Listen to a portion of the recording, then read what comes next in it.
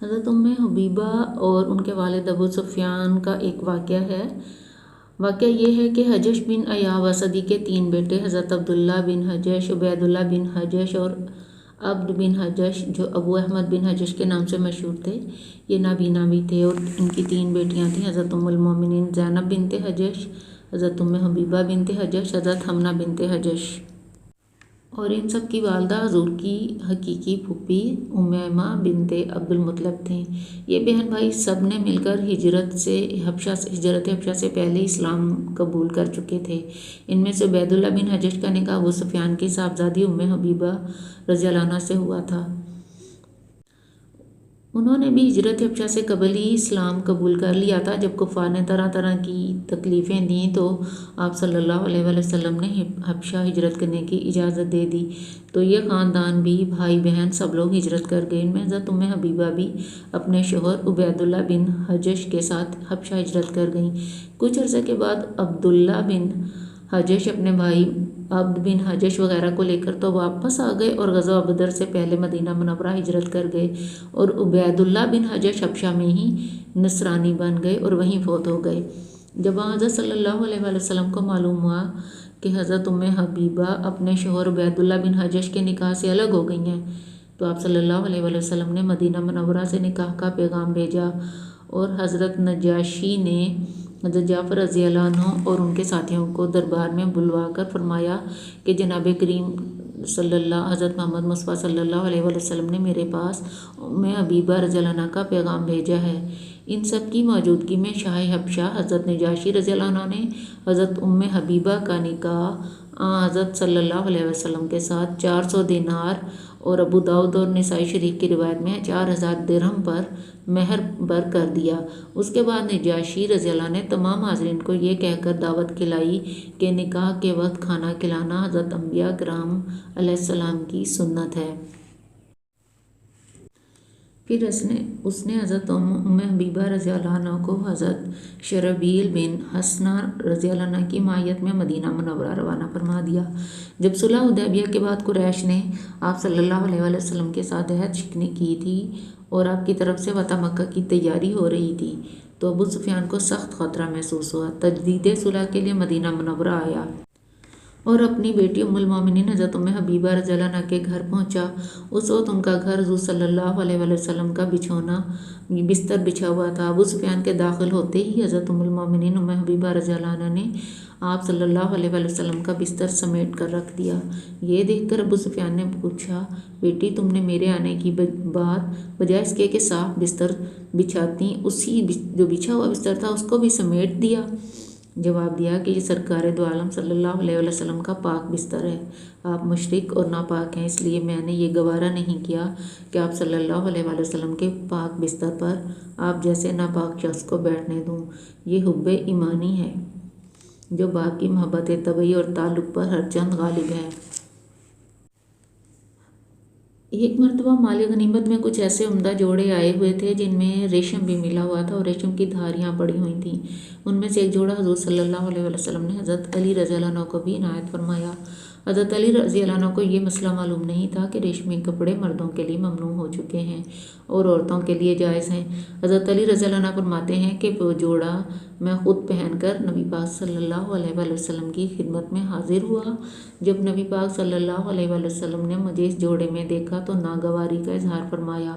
میں فوراً سمجھ گیا کہ اس کا پہننا نبی پاک صلی اللہ علیہ وآلہ وسلم کو پسند نہیں، فوراً گھر جا کر گھر کی عورتوں میں تقسیم کر دیا۔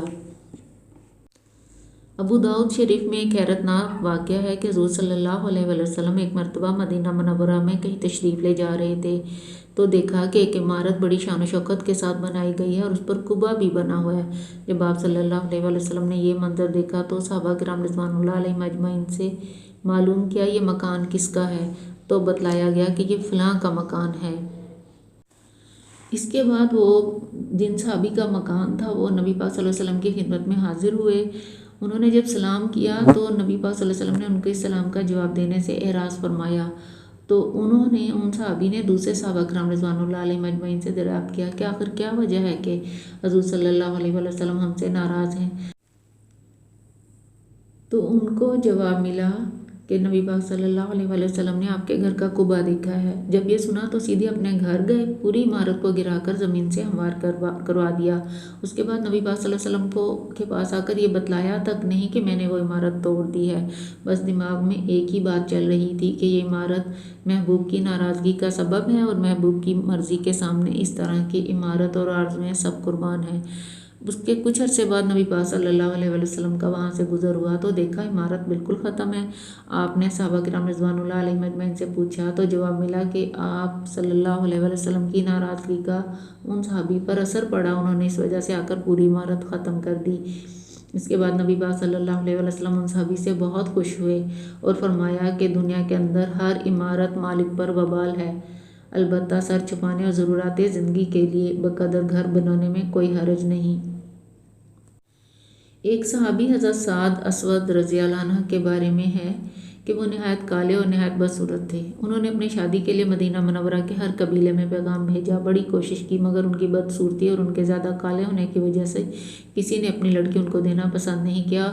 وہ شادی کے لیے ہر ممکن کوشش کر چکے تھے۔ حضرت انس رضی اللہ عنہ فرماتے ہیں کہ حضرت سعد اسود رضی اللہ عنہ حضور صلی اللہ علیہ وآلہ وسلم کی خدمت میں آ کر عرض کرتے ہیں، یا رسول اللہ، کیا میرا کالا پن اور بدصورتی مجھے جنت میں داخل ہونے سے روک سکتی ہے؟ تو نبی پاک صلی اللہ علیہ وآلہ وسلم نے فرمایا کہ اگر تم اللہ اور اس کے رسول پر ایمان لا چکے ہو اور تقویٰ اور پرہیزگاری کا راستہ اختیار کر چکے ہو تو ایسا ہرگز نہیں ہوگا، بلکہ اللہ کے یہاں تمہارا مقام بلند ہوگا۔ حضرت سعد اسود رضی اللہ عنہ نے کلمہ پڑھ کر اپنا ایمان ثابت کیا، نبی پاک صلی اللہ علیہ وآلہ وسلم کے سامنے اپنی پریشانی بتائی۔ نبی پاک صلی اللہ علیہ وسلم جو آپ صلی اللہ علیہ وسلم کی خدمت میں لوگ حاضر ہوتے ہیں جو آپ کے مجلس میں نہیں آتے، دونوں قسم کے لوگوں کے ہاں میں نے شادی کا پیغام بھیجا ہے، لیکن میری بدصورتی کی وجہ سے کوئی بھی اپنی لڑکی دینے کو تیار نہیں۔ نبی پاک صلی اللہ علیہ وآلہ وسلم نے ان کے لیے مدینہ منورہ کی سب سے باعزت گھرانے کی پڑھی لکھی سمجھدار لڑکی منتخب فرمائی، اور نبی پاک صلی اللہ علیہ وآلہ وسلم نے فرمایا تم عمرو بن وہب ثقفی کے پاس جاؤ اور ان کی لڑکی جو سب سے زیادہ خوبصورت اور سمجھدار ہے اس کے ساتھ میں نے تمہارا نکاح کر دیا ہے۔ جب حضرت سعد رضی اللہ عنہ نے جا کر لڑکی کے ماں باپ کو اطلاع دی تو ماں باپ نے ان کو قبول کرنے سے انکار کر دیا اور واپس کر دیا۔ جب لڑکی نے خود یہ منظر دیکھا تو وہ ماں باپ سے کہنے لگی کہ اللہ تعالیٰ کی طرف سے تمہارے خلاف کہیں وحی نازل نہ ہو جائے، اللہ اور اس کے رسول نبی پاک صلی اللہ علیہ وآلہ وسلم کے غضب سے بچو۔ میں تو اپنے لیے وہی پسند کرتی ہوں جس کو اللہ اور اس کے رسول نے پسند کیا ہے۔ اس لڑکی کے ایک بھی کمال ایمان کی انتہا نہ رہی، اس نے بھی دلوں کو دیکھا، صورت کو نہ دیکھا، اللہ اور رسول صلی اللہ علیہ وسلم کی خوشی کو دیکھا۔ جب لڑکی کے باپ نبی پاک صلی اللہ علیہ وآلہ وسلم کی مجلس میں گئے تو نبی پاک صلی اللہ علیہ وآلہ وسلم نے پوچھا، تم نے میرا بھیجا ہوا آدمی واپس کیوں کر دیا؟ تو انہوں نے شرمندگی کا اظہار کیا اور توبہ کی اور عرض کیا کہ ہم کو شبہ ہوا کہ کہیں انہوں نے جھوٹ نہ بولا ہو، ہم تو آپ صلی اللہ علیہ وآلہ وسلم کے تابع ہیں، ہم ان کو اپنی لڑکی دیتے ہیں۔ چنانچہ ماں باپ نے اپنی چہیتی بیٹی کو حضرت سعد اسود رضی اللہ عنہ کے حوالے کر دیا۔ لڑکی نے ماں باپ سے کہا تھا کہ جب اللہ اور اس کا رسول کا کوئی فیصلہ ہوتا ہے تو اس میں کسی کو اختیار نہیں رہتا۔ جب کسی مومن مرد اور مومنہ عورت کے لیے جب اللہ اور اس کے رسول کوئی فیصلہ کریں ان کو اپنی طرف سے کوئی اختیار نہیں رہتا، اور جو شخص اللہ اور رسول کی نافرمانی کرے گا وہ کھلی ہوئی گمراہی میں مبتلا ہو جائے گا۔ اس کے بعد حضرت سعد اسود رضی اللہ عنہ اپنی بیوی کے لیے بازار سے کچھ سامان خریدنے کے لیے تشریف لے گئے۔ اسی دوران جنگ کا اعلان ہوا تو انہوں نے بیوی کے لیے سامان خریدنے کی بجائے اسی پیسے سے تلوار، نیزہ، گھوڑا اور جنگی سامان خرید لیا اور جنگ میں جا کر لڑتے لڑتے شہید ہو گئے۔ تو نبی پاک صلی اللہ علیہ وآلہ وسلم نے ان کے سر مبارک کو اپنی گود میں لیا، پھر تلوار اور گھوڑا وغیرہ ان کی بیوی کے پاس بھیجا، ان کے سسرال والوں کو کہلا بھیجا کہ اللہ تعالیٰ نے تمہاری لڑکی سے زیادہ خوبصورت لڑکیوں سے آخرت میں ان کی شادی کرا دی ہے، اس لیے اللہ تعالیٰ ظاہری خوبصورتی کو نہیں دیکھتے بلکہ اندرونی سیرت اور قلوب کو دیکھتے ہیں۔ اللہ تعالیٰ نے حضرت سعد اسود رضی اللہ عنہ کو اعلیٰ مقام عطا فرمایا ہے۔ ایک صحابی حضرت ظاہر بن حزام اشجعی رضی اللہ عنہ کا واقعہ بہت خوبصورت انداز میں پیش کیا گیا ہے۔ یہ صحابی دیہات کے رہنے والے تھے۔ نبی پاک صلی اللہ علیہ وآلہ وسلم کے پاس دیہاتی تحفہ لایا کرتے تھے، جیسے سبزی، ترکاری وغیرہ جو بھی ان کو دیہات میں میسر ہوتا تھا، حضور پاک صلی اللہ علیہ وآلہ وسلم کے لیے تحفہ لایا کرتے تھے۔ آپ صلی اللہ علیہ وآلہ وسلم ان کا تحفہ بہت خوشی کے ساتھ قبول فرمایا کرتے تھے۔ یہ صحابی صورت اور شکل کے اعتبار سے نہایت بدصورت تھے، لیکن ان کی سیرت اور کمال ایمان اعلیٰ درجے کا تھا۔ جب یہ نبی پاک صلی اللہ علیہ وسلم کے پاس سے دیہات واپس جاتے تو آپ صلی اللہ علیہ وسلم خود بھی ان کو کچھ تحفہ دیا کرتے تھے۔ ایک مرتبہ مدینہ منورہ کے بازار میں حضرت ظاہر رضی اللہ عنہ اپنا سامان فروخت کر رہے تھے۔ حضور کریم صلی اللہ علیہ وسلم نے چپکے سے ان کے پیچھے سے آ کر اچانک ان کی آنکھوں کو بند کر کے دبا لیا۔ اب ان کو تو نظر نہیں آیا اور معلوم بھی نہیں تھا کہ کون ہے۔ ان کے ذہن میں یہ بات تھی کہ لوگوں میں سے کوئی ہے۔ وہ زور زور سے شور مچانے لگے، کون ہے، مجھے چھوڑ دو۔ پھر کنکھیوں سے نبی پاک صلی اللہ علیہ وسلم کو دیکھ کر پہچان لیا۔ جب حضور صلی اللہ علیہ وسلم کو پہچان لیا تو بجائے چھوڑ دینے کے کہنے کے اپنی پیٹھ کو حضور صلی اللہ علیہ وسلم کے سینے سے چپکایا کہ محبوب حقیقی کے سینے سے میرا بدن کا لگ جانا خیر و برکت ہے۔